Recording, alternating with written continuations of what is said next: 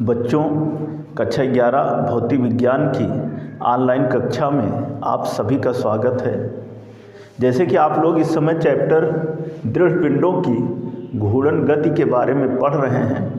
इसके पहले की वीडियो में इस चैप्टर से संबंधित टॉपिक दृढ़ पिंड क्या है, बल आघूर्ण किसे कहते हैं, इसके उदाहरण क्या होते हैं, सूत्र क्या होता है, घूर्णन गति क्या है, घूर्णन गति के उदाहरण क्या होते हैं, इन सब के बारे में हम इसके पहले की वीडियो में आप लोगों को बता चुके हैं।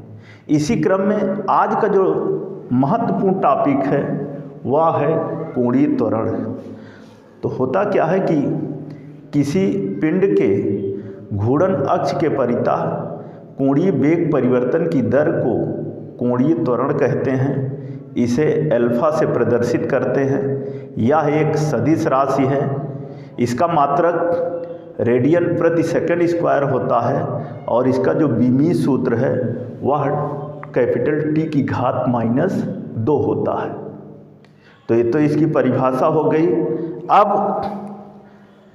कोणीय त्वरण के सूत्र के लिए हम मान लेते हैं कि माना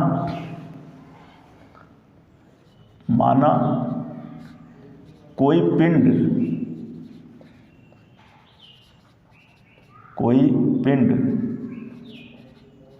किसी घूर्णन अक्ष के परितः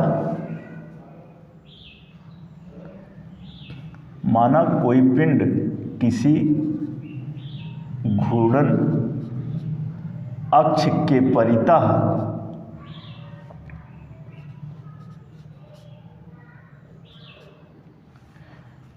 स्मॉल t1 समय में ω1 और t2 समय में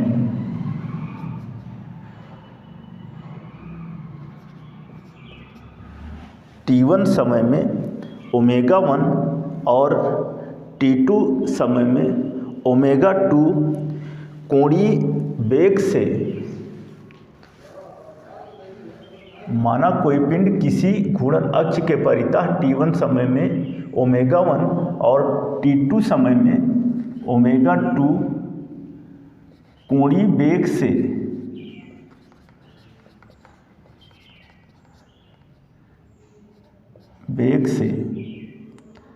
गति करता है।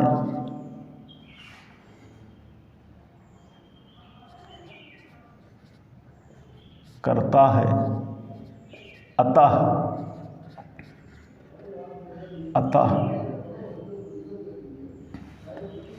कण का कोणीय त्वरण कण का औसत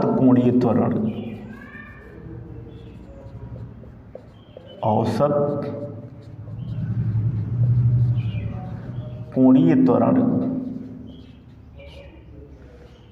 बराबर कोणीय वेग परिवर्तन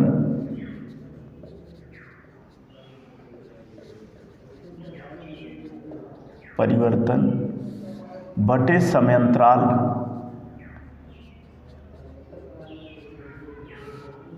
अथवा अल्फा बार बराबर ω2 - ω1 बटे t2 - t1 अथवा अल्फा बार बराबर डेल्टा ओमेगा अपान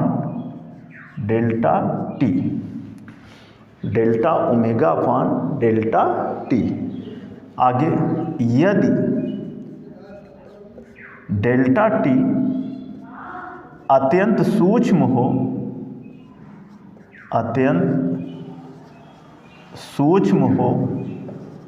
अर्थात डेल्टा टी टेंड्स टू 0, तब औसत कोणीय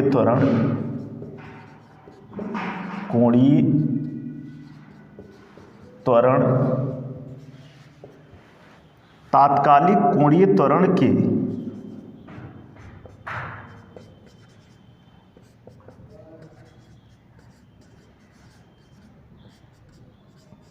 त्वरण के बराबर होगा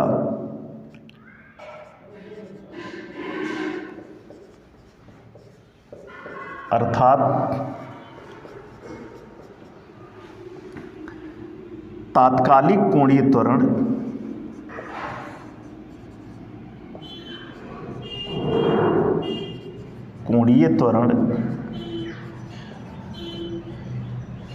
अल्फा बराबर limit delta t tends to 0 delta omega upon delta t हो जाएगा, अथवा alpha equal to d omega upon d t, d omega upon d t.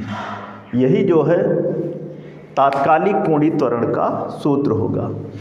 तो हमने यहाँ पर सूत्र को प्राप्त करने के लिए हमने कहा कि माना कोई पिंड किसी घूर्णन अक्ष के परितः t1 समय में ओमेगा 1 और t2 समय में ओमेगा 2 कोणीय वेग से गति करता है, घूर्णन गति करता है।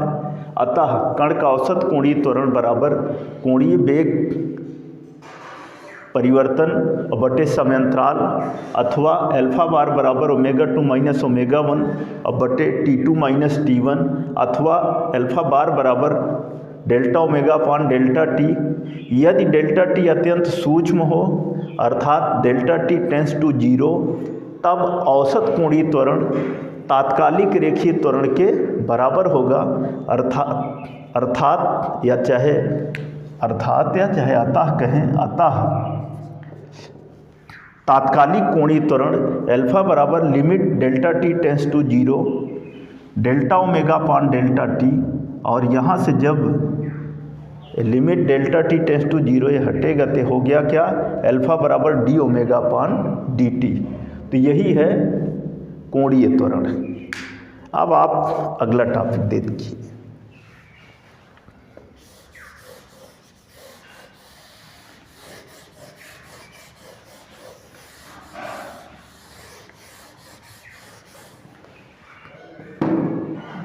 रेखीय त्वरण।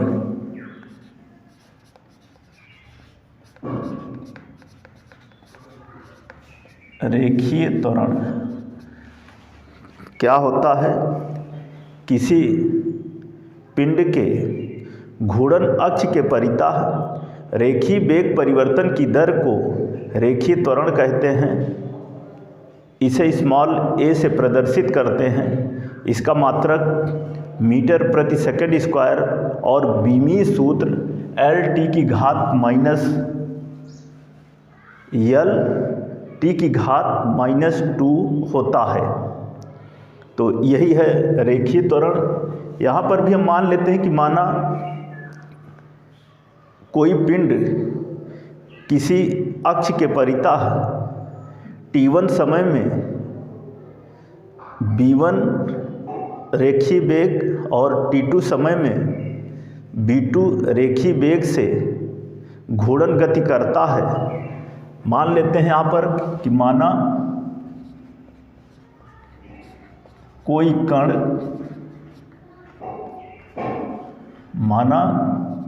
कण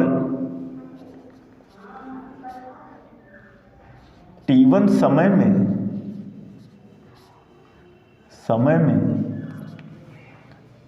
b1 और t2 समय में b2, माना कोई कण t1 समय में b1 और t2 समय में b2 रेखीय वेग से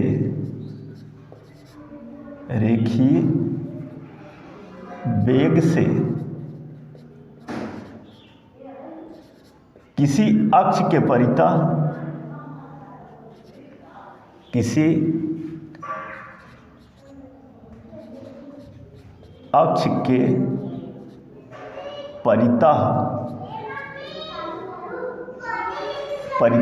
गति करता है।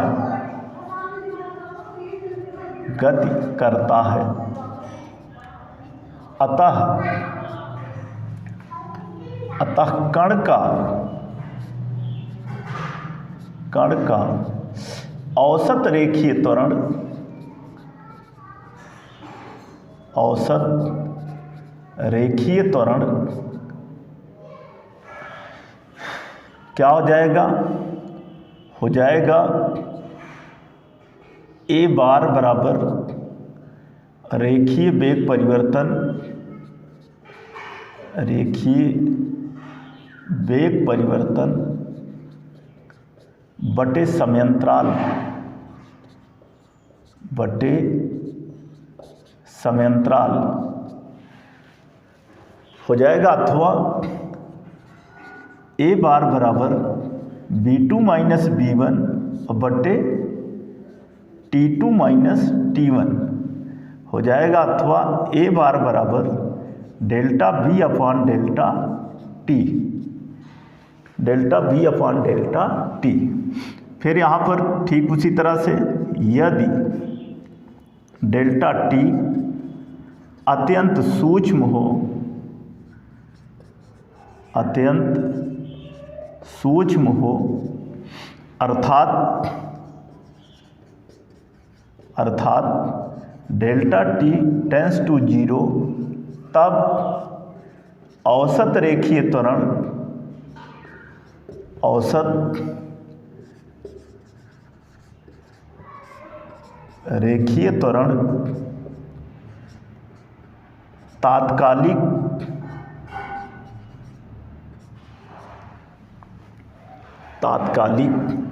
रेखीय त्वरण के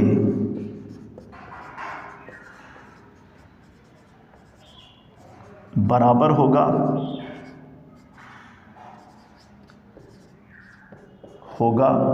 अतः क्या हो जाएगा? हो जाएगा तात्कालिक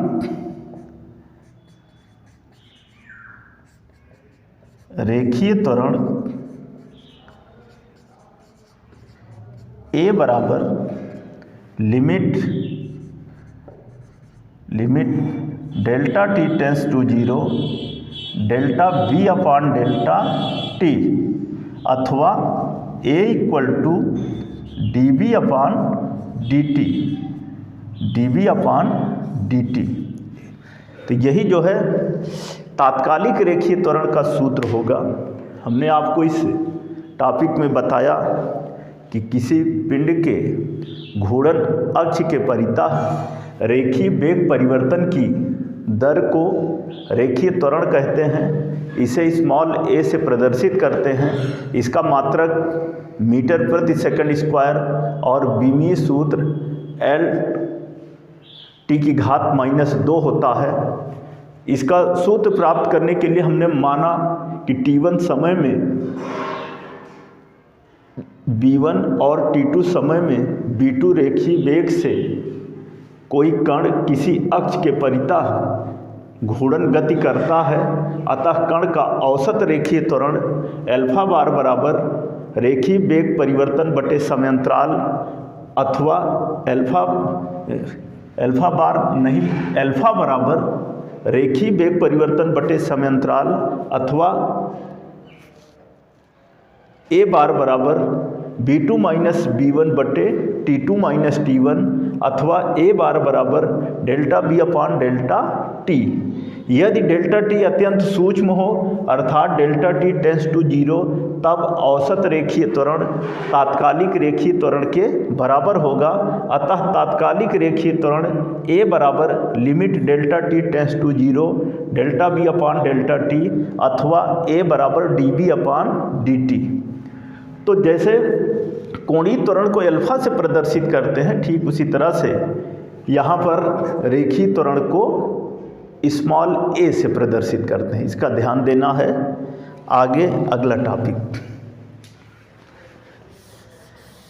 इसी चैप्टर से संबंधित जो अगला टॉपिक है वह है कोणीय त्वरण तथा रेखीय त्वरण में संबंध। लिखेंगे कोणीय त्वरण और रेखीय त्वरण में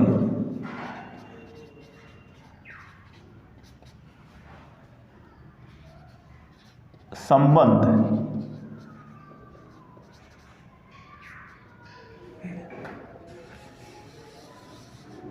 कोणीय त्वरण और रेखीय त्वरण में संबंध।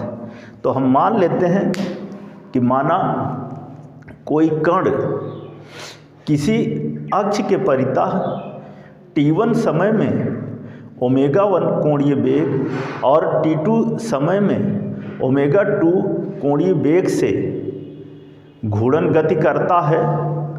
यदि कण की घूर्णन अक्ष से दूरी r हो, यहाँ पर कहेंगे कि यदि कण की घूर्णन अक्ष से दूरी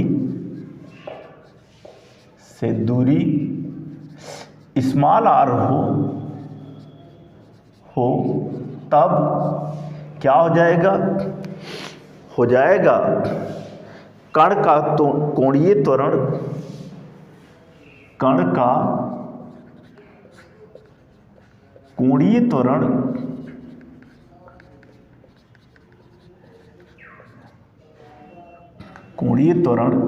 जिसको कि हम अल्फा से प्रदर्शित करते हैं, तो अल्फा बराबर हो जाएगा ω2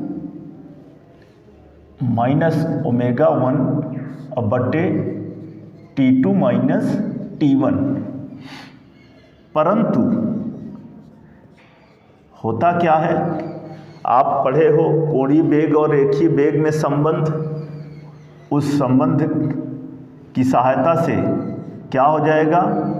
हो जाएगा ω1 बराबर v1 अपान r तथा ω2 बराबर v2 अपान r।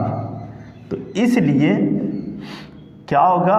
अल्फा बराबर ω2 की जगह पर हो जाएगा v2 अपान r और माइनस v1 अपान r और पूरे के बटे t2 माइनस t1।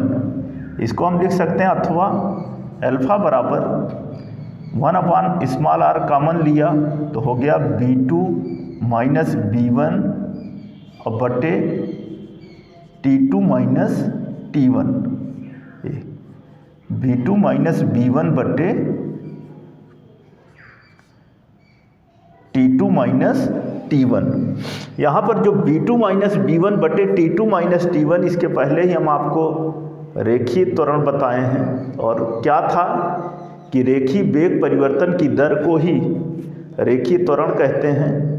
तो ये v2 माइनस v1 बटे t2 माइनस t1 यह रेखीय त्वरण a के बराबर होगा। यहाँ पर हम ऐसे लिख देते हैं कि चूंकि रेखीय वेग परिवर्तन की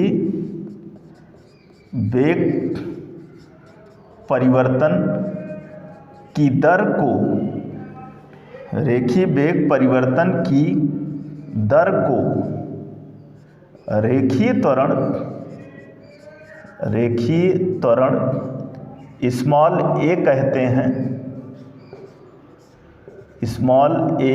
कहते हैं। अतः क्या हो जाएगा? हो जाएगा स्मॉल a बराबर v2 माइनस v1 और बटे t2 माइनस t1। अतः क्या होगा? हो जाएगा कोणीय त्वरण अल्फा बराबर 1 अपान r इंटू a, अथवा a equal to r alpha, a बराबर r अल्फा। और इसको हम लिख सकते हैं, अथवा रेखीय त्वरण बराबर कण की